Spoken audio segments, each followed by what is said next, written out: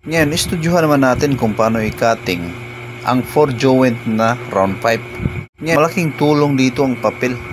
Kinukuha pa rin dito ang buong diameter ng pipe, pero ang ginagamit dito ay kalahati lang dahil kabilaan yung cutting natin.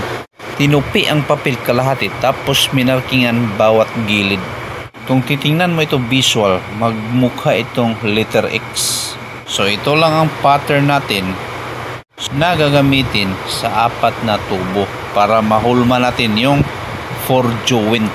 Kung titingnan mo dito, sa bawat tubo ay mayroon silang kabilaan na cutting para maipabricate natin ang malakrus na forma ng tubo.